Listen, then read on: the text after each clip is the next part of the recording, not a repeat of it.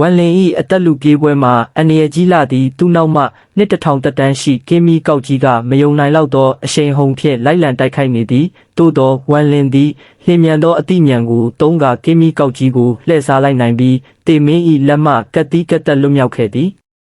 သို့သောဤဒီမှာအစပြိုးခြင်းသာဖြစ်သည်ဝမ်လင်သည်ကင်းမီကောက်ထံမှခိုးယူလာခဲ့သောအစိတ်ကိုအန္တရာယ်ကိုရင်း၍တောက်လိုက်သည်ဤဒီမှာသူ၏ကျင့်စဉ်ကိုအစင်းမြင့်တင်ရန်အတွက်အလောင်းအစားတစ်ခုဖြစ်သည်ကံကောင်းစွာဖြင့်အစီရင်များအောင်မြင်သွားပြီးဝမ်လင်၏ခြေစွမ်းအင်သည်အဆင့်14သို့အံ့အားသင့်ဖွယ်ခုန်တက်သွားခဲ့သည်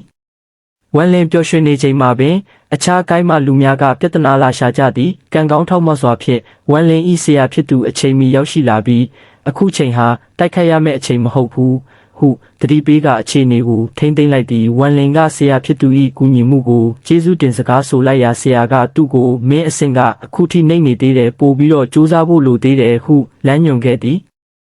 နောက်တစ်နေ့နနက်ခင်းတွင်4ရာပြည့်တိုင်းပြိုင်ပွဲကြီးစတင်တော်မူနဂါးဖြူကြီးနှင့်အတူဂိုင်းချုပ်ကြီးကပြိုင်ပွဲစည်းကမ်းများကိုကြေညာပြီးနောက်ပြိုင်ပွဲဝင်များကိုဖိတ်ခေါ်လိုက်သည်ပွဲစတင်သည်နှင့်ဝမ်လင်တို့ဂိုင်းမှတဦးကကွင်းထဲသို့ဝင်ရောက်ရှင်ပြိုင်သည်သို့သောပြိုင်ဘက်ဂိုင်းကအလွန်အင်အားကြီးမားပြီးမိတ်ဆက်ခြင်းပင်မရှိဘဲရိုင်းဆိုင်စွာတိုက်ခိုက်လာသည့်ရလဒ်အနေဖြင့်ဝမ်လင်တို့ဂိုင်းသားမှာအရေးနှိမ့်သွားရသည်